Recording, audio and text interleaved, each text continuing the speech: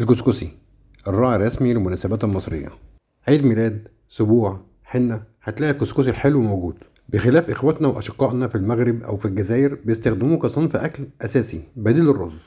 لكن احنا كمصريين بنحب الكسكسي كصنف حلو، ممكن بالسكر أو بالحليب، وأنا بقى عن نفسي بحبه جدا بالخلطة. بصراحة بالخلطة ليه طعم ممتاز جدا عن السكر، أنا عن نفسي بفضله بسبب كمية النكهات اللي موجودة فيها.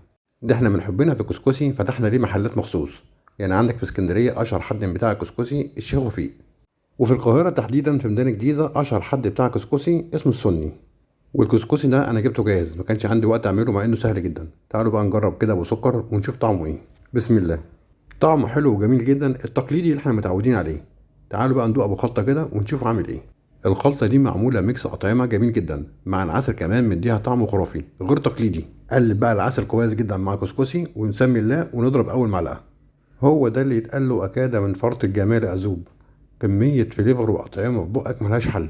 أنا اعتمدت الطريقة دي على طول في أكل الكسكسي. قول لي مين أكتر مكان بتحب تاكل من عنده كسكسي، ومين أشهر حد في منطقتك. أكمل أنا الطبق دون بقى وأقول لكم على السلامة. أوعى تنسوا اللايك والشير والكومنت الحلو بتاعكم. ربنا يرزقكم كل الخير.